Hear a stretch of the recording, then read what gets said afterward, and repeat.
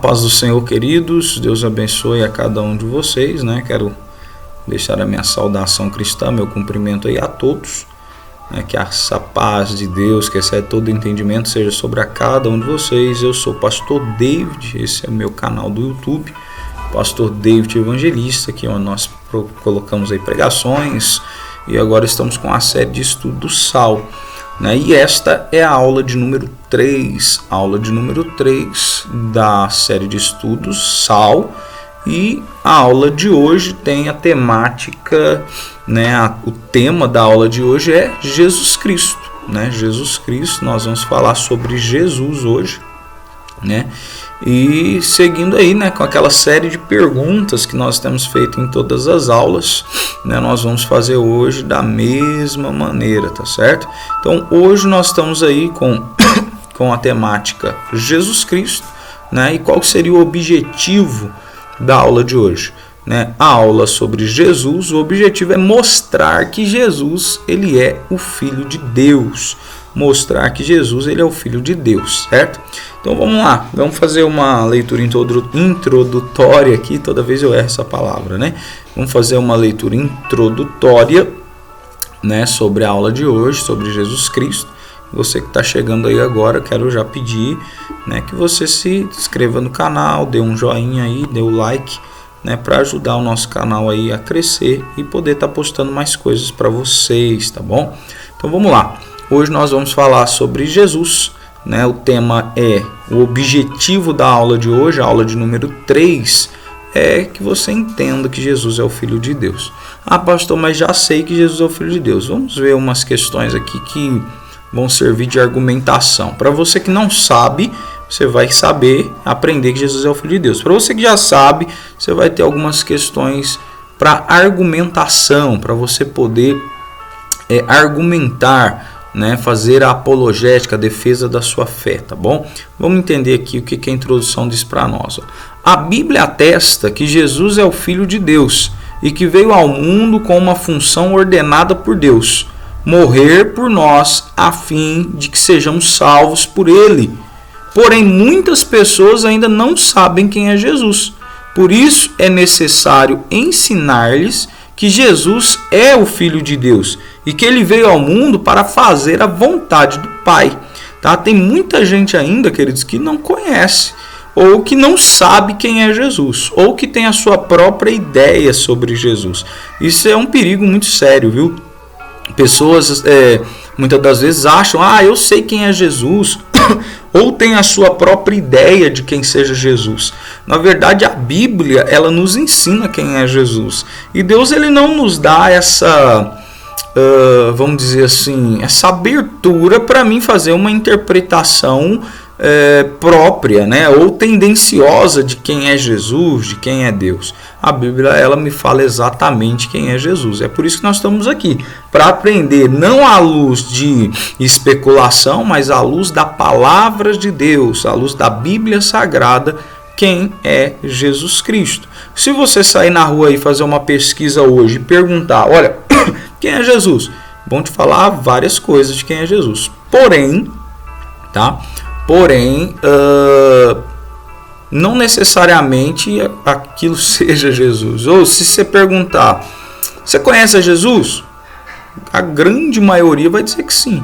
Mas o fato de falar que conhecemos não quer dizer que conhecemos ele verdadeiramente. Ou falar assim, Jesus é o Filho de Deus. Isso também não denota conhecimento na pessoa de Jesus verdadeiramente. Falar, eu também falo. Mas será que realmente nós conhecemos à luz da Bíblia, à luz da Escritura, quem é Jesus Cristo? Né? Isso que a gente tem que ficar bem atento, né, para entender. Diante disso, querido, nós vamos fazer aquela série de perguntas e respostas, na verdade, perguntas e colocações, e posteriormente respostas, para a gente entender quem é Jesus de fato. Vamos para a primeira pergunta. Se alguém lhe perguntasse quem é Jesus, o que você responderia? Tá? Se alguém hoje perguntar para você quem é Jesus, tá? O que você responderia? Jesus, ele é, Jesus é o Filho de Deus, né? Então vamos entender aqui algumas argumentações, algumas colocações para a gente ter uma base de resposta boa, para a gente responder de forma clara, de forma bíblica, né? Vamos para a primeira exposição. Existem 2 momentos importantes na história, né, na Bíblia, tratando-se de Novo Testamento, tá bom? Vou tratando aqui de Novo Testamento porque Novo Testamento fica bem fresco na cabeça de um cristão protestante, né? A gente lê mais o Novo Testamento, só que isso não nos isenta, querido, de conhecer a lei e os profetas, tá bom? Eu sempre digo que quer conhecer a Deus, vai para o Antigo Testamento, para entender o caráter de Deus, a pessoa de Deus, como que Deus age em diversas situações. Vamos ler o Antigo Testamento. Mas para nós cristãos é muito comum a gente ler, começar, né, quando a gente vai para a igreja, meu pastor já orientou, olha, começa a ler a Bíblia do Novo Testamento. E a gente começa a ler no Novo Testamento, então fica mais claro na nossa mente. Tratando de Novo Testamento, nós temos 2 momentos importantes na história, tá? Na história contida ali no Novo Testamento. Primeiro momento é o quê? É o batismo de Jesus. Primeiro momento. Mas pastor, o batismo de Jesus vai me comprovar que ele é o Filho de Deus? Preste atenção no evento ocorrido. A palavra de Deus vai nos dizer que no batismo de Jesus, quando ele desce as águas ali, a ser batizado por João Batista, quando ele sobe das águas, acontece um fato interessante. Eu quero ler um texto bíblico aqui para comprovar isso aí. Que fato que é? A Bíblia diz que quando ele sai das águas, o Espírito Santo desce sobre ele em forma corpórea e posteriormente ecoa uma voz do céu dizendo, olha, este é o meu filho amado, em quem me comprazo, né? Comprazer é se alegrar, ter alegria, felicidade. E isso é audível às pessoas que estão ali. Então é um fato que vai ali, as pessoas vão ficar assim, né? Nossa, o que está acontecendo? Uma voz do céu e tal, né? Então assim, as pessoas, elas vão ver esse evento, e esse é um evento histórico que comprova sim que Jesus é o Filho de Deus. Mas vamos ler o texto, olha aqui, Mateus 3, 16 e 17, que diz assim, ó, e veio Jesus a Galiléia ter com João junto ao Jordão, para ser batizado por ele. Mas João opunha-se dizendo, eu careço ser batizado por ti, e vens tu a mim? E Jesus respondendo disse, deixa por hora, né? Deixa por enquanto, porque assim nos convém cumprir toda a justiça. Não, então lhe permitiu. Ele falou, olha, eu preciso prestar um exemplo, né? Fazer o supremo exemplo. E sendo Jesus batizado, subiu logo das águas, e eis que se abriram os céus, e viu o Espírito de Deus descendo como pomba, e vindo sobre ele. E eis que uma voz do céu dizia, este é o meu filho amado, em quem me comprazo, né? Esse aqui é a comprovação, o texto bíblico, eu estou fazendo a leitura aqui, para que não fique só nas minhas palavras, você possa ter aí depois, né? Você consegue voltar ao vídeo, pegar o endereço exato e conferir na sua Bíblia, tá? Lembrando que todos os estudos que a gente passa aqui é estudo bíblico, tá? Né? Baseado na palavra de Deus, tanto os estudos como a pregação, tá? Se você olhar no canal aí as pregações, pode conferir na Bíblia que está de acordo com a palavra de Deus. Nós velamos por cumprir a sã doutrina, né? Velamos por cumprir a sã doutrina. Então vamos seguindo aí, né? A segunda, então essa é o primeiro momento, o batismo. O segundo momento é o quê? É a morte. O segundo momento é a morte de Cristo, sim. Como assim, pastor, a morte? A Bíblia diz que depois que Jesus morre, o centurião e os soldados que estavam ali no pé da cruz, eles vão olhar para cima e dizer, olha, depois que tudo acontece, porque a Bíblia diz que há um grande terremoto, a Bíblia diz que fica escuro, né? O sol vira noite, e alguns dos evangelistas vão relatar o evento de que pessoas vão ressuscitar ali, mortos vão ressuscitar e vão andar na cidade, as pessoas vão ver elas. Então a Bíblia diz que o centurião olha ali após aquele evento ali, tudo aquilo acontecendo, aquele misto, né, de medo com espanto e tudo isso, eles olham e falam, olha, verdadeiramente esse era o Filho de Deus. Então a gente vê que não só os judeus, mas também os gentios, eles acabam crendo por si, né, pela questão dos fatos acontecidos, que Jesus ele é o Filho de Deus. Eu quero ler um texto também, né, da Bíblia, para que fique gravado aí que o segundo momento é a crucificação, e isso que eu disse está escrito na Bíblia aqui.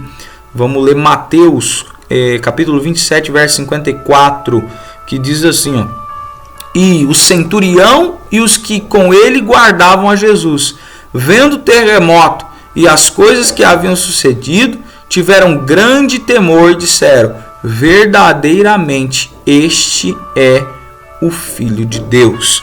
Louvado seja Deus. Então até os gentios ali, os centuriões, vão concordar, né, que Jesus ele é o Filho de Deus. Então o que nós podemos concluir com isso? Qual que é a resposta que nós podemos concluir com isso? Que Jesus ele é o Filho de Deus. Se alguém te perguntar hoje, quem que é Jesus?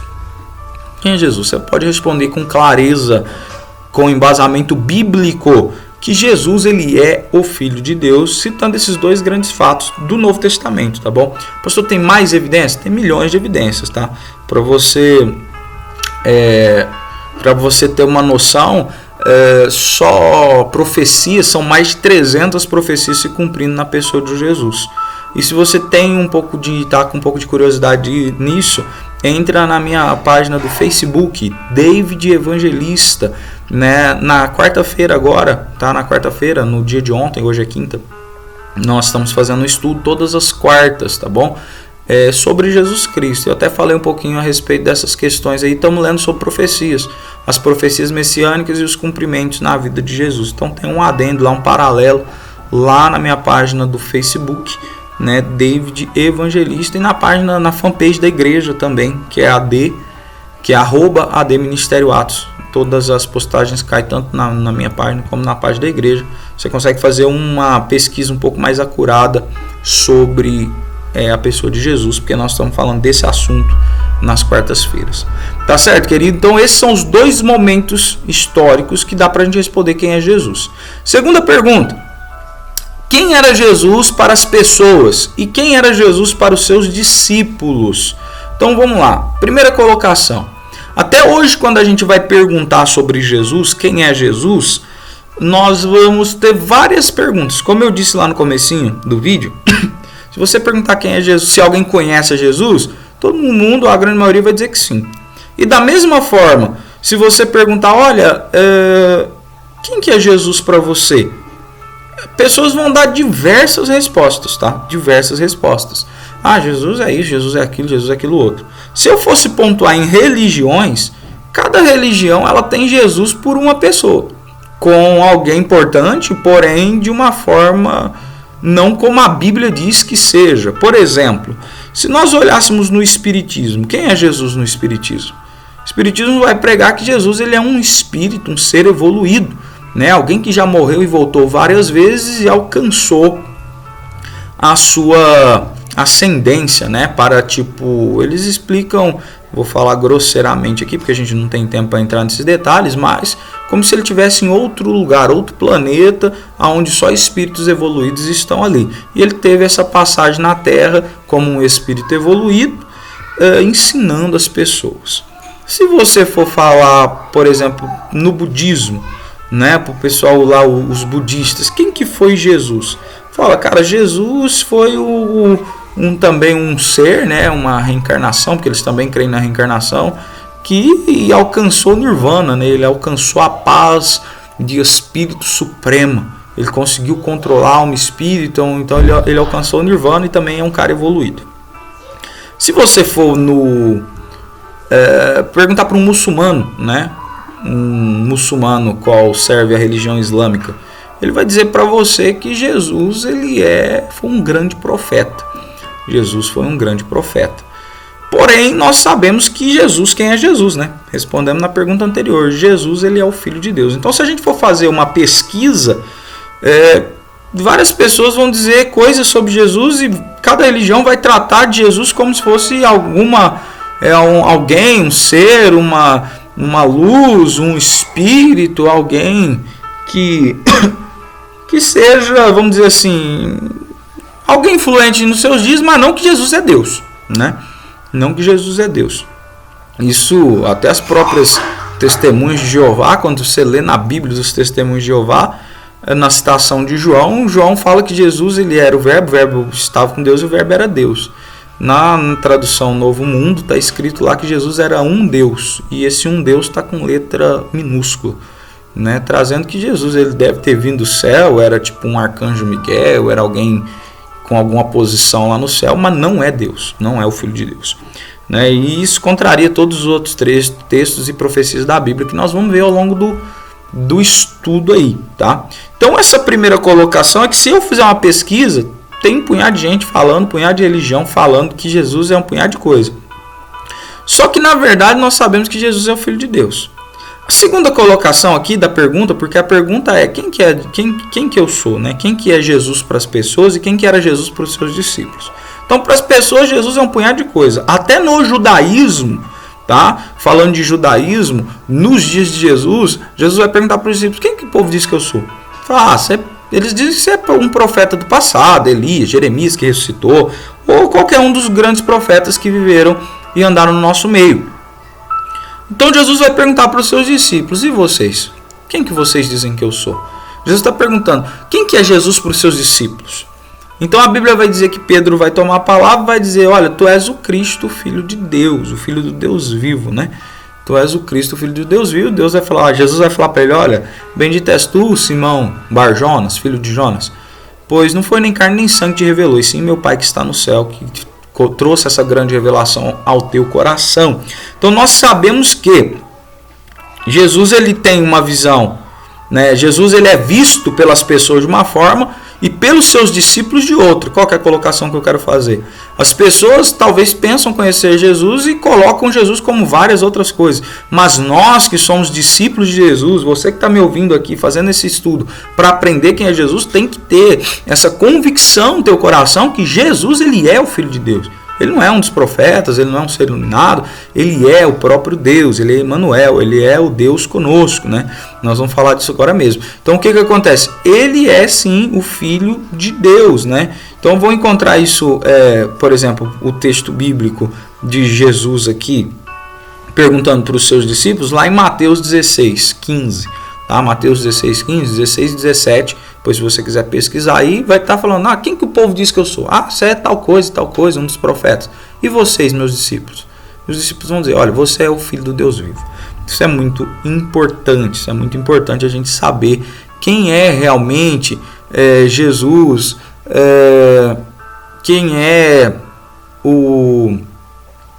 Jesus de fato, né?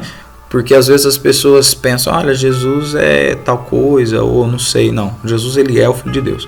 Então a resposta é que para as pessoas daquela época, assim como hoje, Jesus era um espírito, Jesus era uma reencarnação, Jesus era um profeta.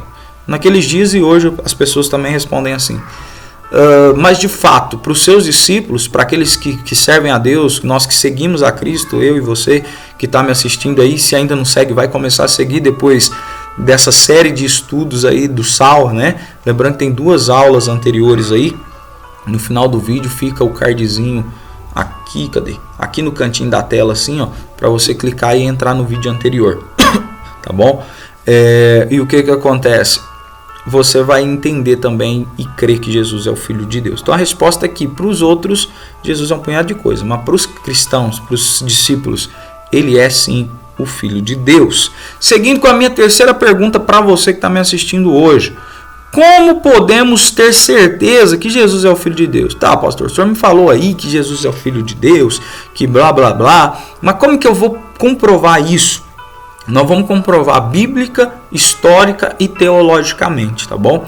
Nós vamos então fazer essa comparação bíblica, histórica e teológica e vamos comprovar que Jesus é o Filho de Deus. Porque a Bíblia, querida, ela não é um livro apenas de fé. A Bíblia é um livro de fatos, tá bom? A Bíblia é um livro que contém fatos históricos. Não é só a história da carochinha que não dá para comprovar. Nós conseguimos comprovar diversos textos da Bíblia, diversas histórias da Bíblia com fatos históricos, com fatos arqueológicos, tá bom? Então eu quero aqui provar para você que Jesus é o Filho de Deus com 3 profecias. 1, 2, 3. Com 3 profecias, tá bom? 3 profecias. A primeira profecia se encontra no livro de Isaías, capítulo 7, verso 14, né? Só fazendo uma ressalva aqui, Isaías viveu 730 mais ou menos, 700 anos antes de Cristo, tá bom? 700 anos antes de Cristo essa profecia foi dita. 7 séculos, é impossível em 7 séculos alguém saber o que o outro ia falar lá na frente, né? Pois bem, esse é um primeiro ponto, né? A Bíblia não é um livro, eu falei isso aí nas outras séries das aulas. A Bíblia não é uma série de livros desconectados, ela é uma única narrativa que aponta para Jesus Cristo, o autor, consumador da minha e da sua fé e salvador da nossa alma. Amém? Fica claro isso para você, fica claro isso para mim. Então vamos entender aqui. Primeira profecia de Isaías. Isaías vai profetizar dizendo que a virgem daria à luz. Tá? Isaías vai profetizar em Isaías 7,14. Eu vou ler o texto aqui. O que o texto diz? O que Isaías, 700 anos antes de Jesus, ele vai profetizar? Olha aqui. Portanto, o mesmo Senhor vos dará um sinal. Deus vai te dar um sinal, o que ele está dizendo. Eis que a virgem conceberá a luz e dará à luz a um filho, e se chamará o seu nome Emanuel, que traduzido quer dizer Deus conosco. Tá? Então Isaías profetiza isso 700 anos antes do nascimento de Jesus. 700 anos depois, nós temos o livro de Mateus relatando aqui o nascimento de Jesus. Mateus 1,18, que diz assim, ó: Ora, o nascimento de Jesus foi assim, que estando Maria, sua mãe, desposada de José, antes de se ajuntarem, ela estava só prometida de José, não havia casado ainda, achou-se ter concebido do Espírito Santo. Ainda virgem, ela vai conceber do Espírito Santo, sem nenhum tipo de coabitação, de ato sexual, de contato físico. O Espírito Santo planta a criança, o feto, o embrião, dentro ali de Maria. E então isso cumprindo a profecia. Então a primeira profecia é que a virgem daria à luz, e uma virgem deu à luz a Jesus Cristo. Segunda profecia, como que eu provo que Jesus é o Filho de Deus? Primeira profecia é 700 anos antes, o profeta profetiza que, olha, vai ser assim, ele vai nascer de uma virgem. De fato ele nasce. Segunda profecia, nós temos também em torno aí de 710 a 740, tá? Em torno aí de 700 anos também, 7 séculos de Jesus, outro profeta, o profeta menor Miqueias, que escreveu e profetizou aonde Jesus nasceria. Vou ler o texto para vocês aqui de Miqueias 5:2, que diz assim: E tu, Belém Efrata, posto que pequena entre milhares de Judá, de ti me sairá o que governará em Israel, e cujas saídas são desde os tempos antigos, desde os dias da eternidade. Então, Miqueias profetiza aqui que de Belém Efrata nasceria o governador de Israel, o rei de Israel, o rei dos judeus, Jesus Cristo. Segunda profecia. Ah, pastor, e isso se cumpre aonde? Tá, Lucas ele vai relatar isso aí. Tá, Lucas 2 ele vai relatar essa questão. Do 1 ao 7 aqui, ele fala que aconteceu naqueles dias que, saindo um decreto por parte de César Augusto para que todo mundo se alistasse, então vai contar aqui aonde que o povo tinha que voltar, Aí olha aqui, lá no versículo 4: E sucedeu também que José da Galiléia, da cidade de Nazaré, a Judéia, a cidade de Davi, chamada Belém, porque era da casa da família de Davi, a fim de alistar-se com a sua mulher Maria, despojada com ele, o qual estava grávida. E aconteceu que, estando eles ali, se cumpriram os dias que havia de dar à luz. Então ela vai nascer lá em Belém. Ele sai do lugar que eles estão e vai para Belém, que era a cidade natal, a terra ali, a cidade de Davi, aonde José tinha nascido. E ele tem que ir lá se alistar, fazer o censo, fazer o alistamento militar. Ele vai lá alistar. E ali nasce Jesus, cumprindo a profecia de Miqueias. Pastor, mas isso daí é bíblico, tá? Mas se você pesquisar na história, como eu disse, eu te provo bíblica, histórica e teologicamente, você vai ler sobre o censo, Isso está redigido na história, tá? Tem na história o censo, Quando foi feito um censo? Esse censo, nós vamos ver que as datas elas não batem exatamente, a diferença vai dar aí de 4 anos, tá? De 4 anos antes do nascimento de Jesus, está relatando esse censo. Então a gente vê aí que a data, o calendário romano não é preciso marco zero, porém, isso não influencia em nada na nossa crença. A questão é que o censo é histórico. Se você pesquisar nos registros romanos, esse censo existe. Então há um censo, sim. né? Fora outras questões, né? Mas não vamos tratar de tudo aqui, porque senão fica muito grande o vídeo, né? E não dá para você fazer a aula completa. Seguindo aí a terceira e última profecia, né? A terceira profecia para te provar que Jesus é o Filho de Deus, nós temos os nomes que ele teria, tá? A terceira profecia diz os nomes que ele teria. Vemos em Isaías que o seu nome seria Emanuel. Nós já lemos lá em cima, né? Isaías 9:6. Vemos também que então, porque Jesus é conhecido pelo nome de Jesus e não Emanuel? É uma pergunta. Então, por que Jesus é conhecido pelo nome de Jesus e não Emanuel? A resposta vem aí. Porque Jesus é o seu nome de autoridade, como escrito em Mateus e Filipenses. Mas peraí, como assim? Nome de autoridade. Vamos ver Mateus 1, 21 e 25. Diz assim: e dará à luz a um filho, e se chamará o seu nome Jesus, porque ele salvará o seu povo de todo pecado. E tudo isso aconteceu para que se cumprisse o que foi dito por parte do profeta, pelo profeta, dizendo: eis que a virgem conceberá a luz e dará um filho por seu nome Emanuel, que traduzido é Deus conosco. E José, despertando do sono, fez como o anjo lhe ordenara e recebeu sua mulher. E não a conheceu até que ela deu à luz seu filho, o primogênito, e pôs o seu nome de Jesus. A palavra Jesus, tá? Ela é uma transliteração do nome de Josué, por conta das traduções vai acabando que mudando, né? Assim como aqui no Brasil é Jesus e lá nos Estados Unidos a pronúncia é Jesus, né? Lá o nome Jesus na sua origem é Josué, né? E Joshua em hebraico, né? E aí a gente tem aquela transliteração que a gente vê o povo cantando, Yeshua, né? Yeshua, né? Então ela vem da palavra Josué, que vai transliterando, e a gente tem o termo Jesus, que quer dizer Deus salva, né?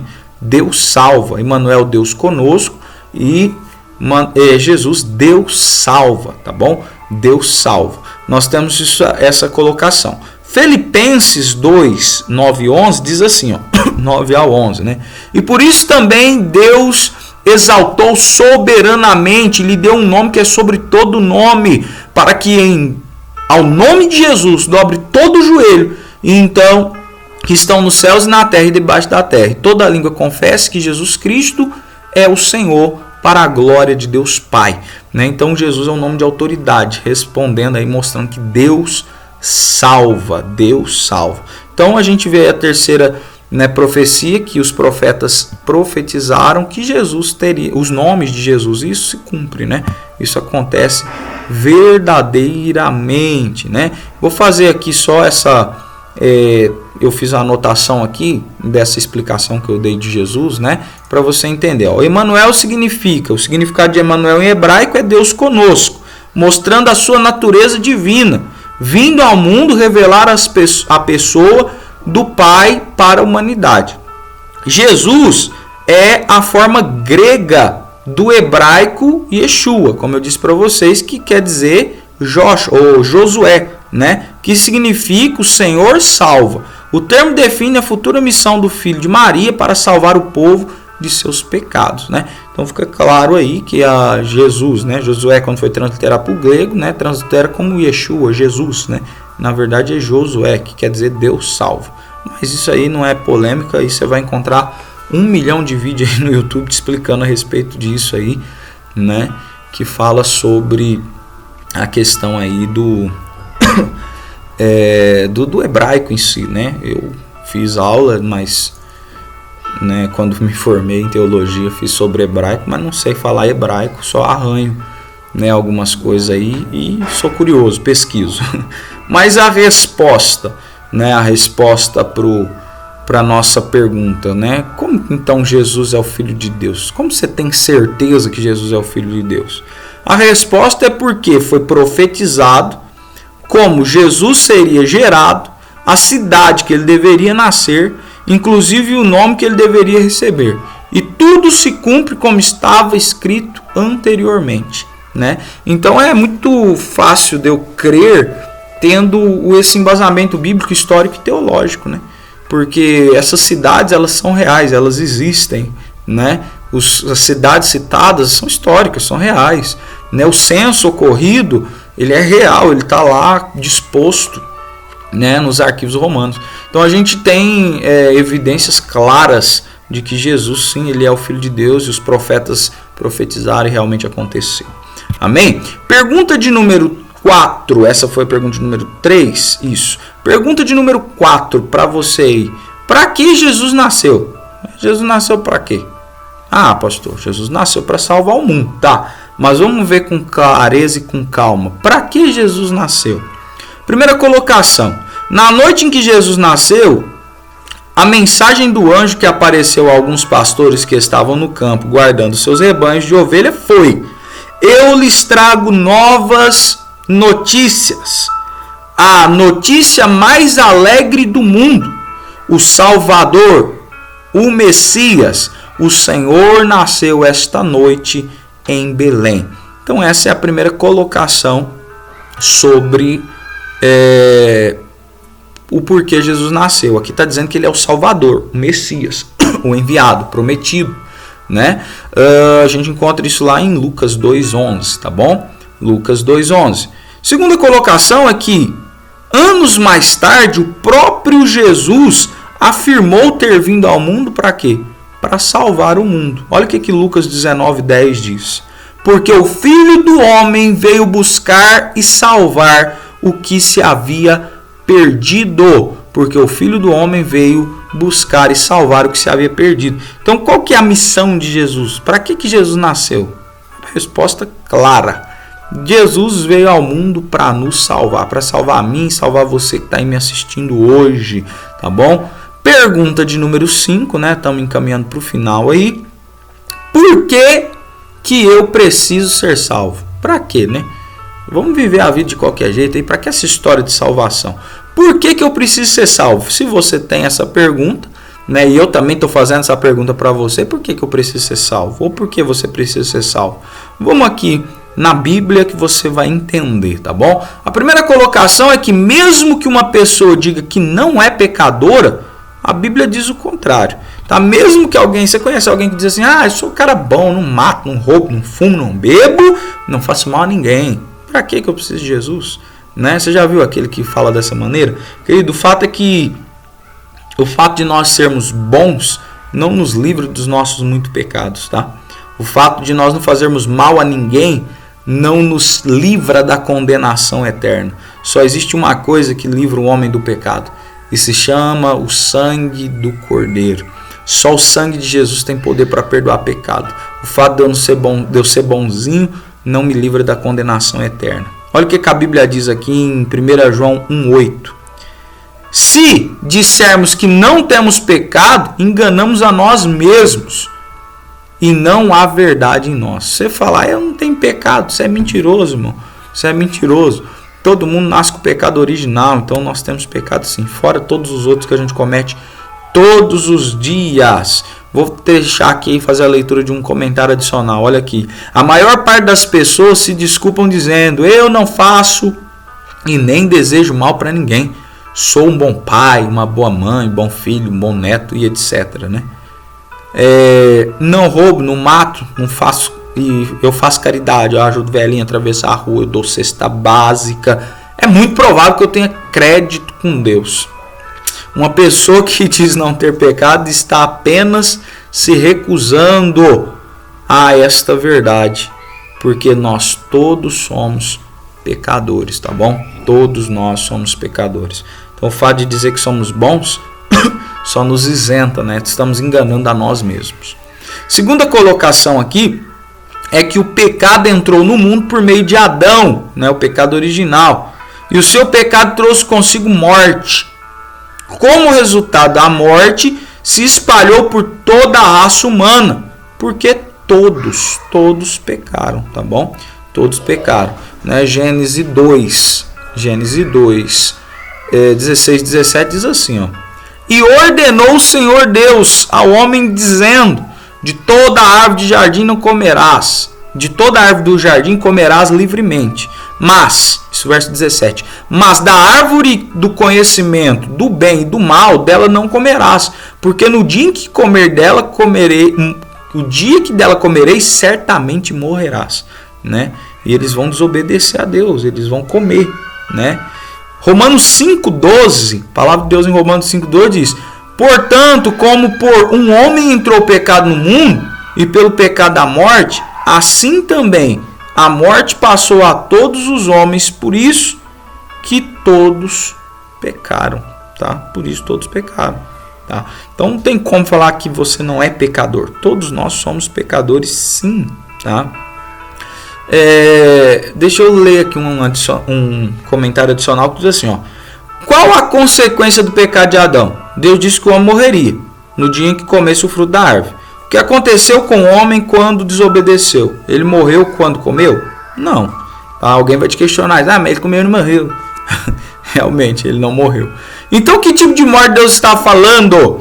Da morte espiritual. Quando pecaram, Adão e Eva perderam o que? A comunhão com Deus.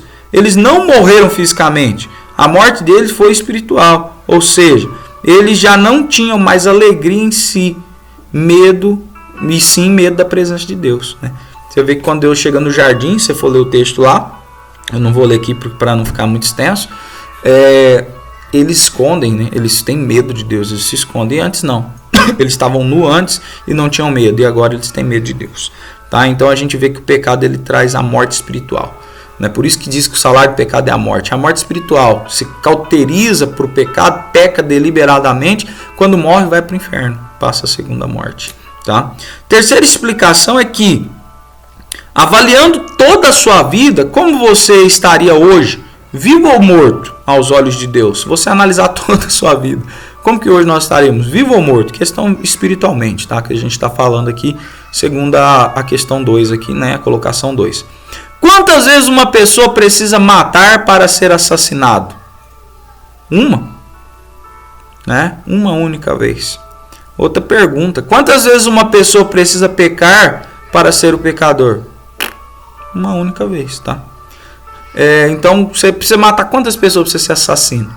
Uma só. Matei uma única pessoa, eu já sou taxado como assassino. Quantas vezes você precisa pecar para ser pecador? Uma só. Então, o homem pecou, né? A raça humana pecou, então a raça humana é pecadora. Ela pecou uma única vez, não precisa pecar mais, né? Você já é taxado como pecador. Então, não tem jeito de fugir desse título, tá bom? Nós já somos pecadores. Você conhece alguém que conseguiu viver uma vida toda sem pecar? Você conhece? Não fala eu não, porque é mentira. Eu já li na Bíblia. É impossível, querido. Não existe. Sabe qual a consequência daquele único pecado que um dia cometemos? A morte espiritual. Independente se seja grande ou pequeno. Porque para Deus não existe pecadinho e pecadão. Pecado é pecado. E independente do tamanho dele, o salário dele é a morte, tá?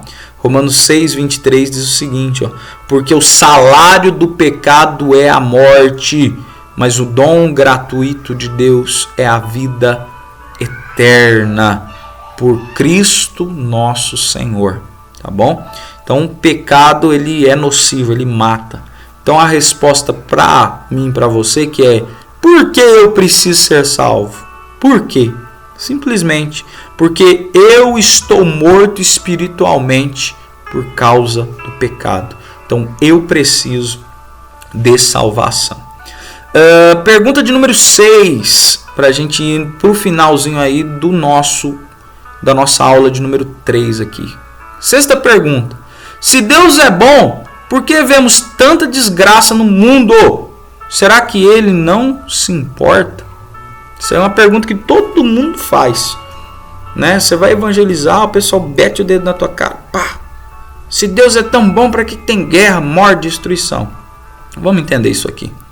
O pecado separa Deus do homem, e por causa disso, ele não recebe as bênçãos de Deus, mas aquele que crê em Deus recebe o seu cuidado. Por que tem morte e destruição? Porque as pessoas não buscam a Deus, querido.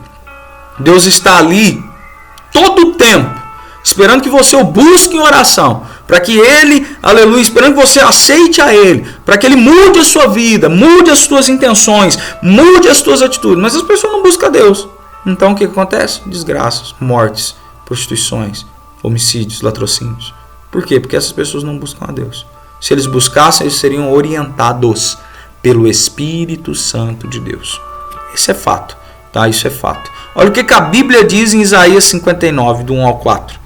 Eis que a mão do Senhor não está encolhida para que não possa salvar, nem os seus ouvidos agravados para que não possa ouvir. Mas as vossas iniquidades fazem separação entre vós e o vosso Deus, e os vossos pecados encobrem o rosto de vós, para que ele não os ouça, porque as vossas mãos estão contaminadas de sangue, e os vossos dedos de iniquidade, e os vossos lábios falam falsidade, e a vossa língua pronuncia perversidade. É por isso que tem cheio de desgraça no mundo, porque as pessoas elas não buscam a Deus, elas só fazem aquilo que é contrário à vontade do Senhor. Deus então não pode fazer nada. Ele até ouve todo mundo, mas ele só atende a justos, ele só atende a cristãos verdadeiros, tá? Segunda colocação é que Deus se importa com o homem. Aquele que obedece não vai passar necessidades e vai prosperar em seu caminho, tá? Isso é bíblico. Bíblico. Salmo de número 37, verso 25 diz: olha, eu fui moço, agora sou velho, e nunca vi desamparado o justo, e nem a sua descendência mendigar o pão. Então isso é o salmista Davi dizendo, né? Olha, eu tenho visto que aquele que serve a Deus, que busca a Deus, Deus tem guardado ele. Eu vivo isso, irmãos. Né? Você que está me assistindo aí, eu vivo debaixo do cuidado de Deus. Deus cuida de mim. Deus envia da onde eu nem sei, da onde não tem, Deus manda. Porque Ele cuida de nós nos mínimos detalhes, tá? Então Deus, Ele cuida de você. Deus, Ele cuida daqueles que estão diante de Deus. Tem destruição? Tem problema? Tem. Por quê? Porque essas pessoas não têm buscado a Deus. Olha o que Josué 1,8 diz. Olha, Josué 1,8. Não se aparte a tua boca do livro desta lei. Antes medita nela de dia e de noite. Porque... e tenhas cuidado de fazer conforme tudo quanto nele está escrito, porque não farás prosperar o teu caminho e serás bem-sucedido. Se você meditar na Bíblia dia e noite, então farás prosperar o teu caminho.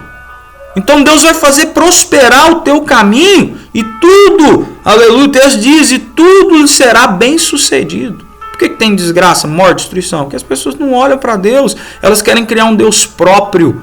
Elas querem criar um Deus que foi inventado na mente delas. Um Deus que eu peco e Ele me perdoa porque Ele é obrigado a isso. Não.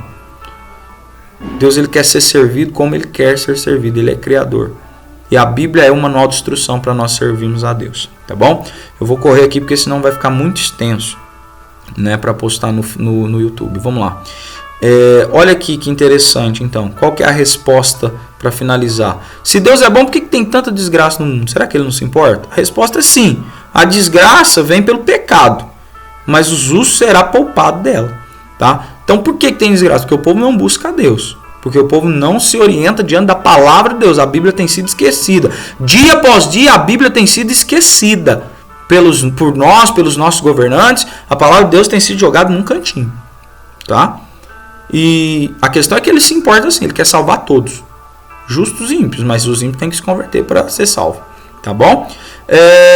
Última pergunta para a gente concluir a aula de número 3, que é temática Jesus Cristo. Qual foi a maneira de que Deus usou para resgatar os homens e nos reconciliar de novo consigo mesmo? Qual que foi essa maneira? A gente já tem uma noção. Foi por Jesus, né?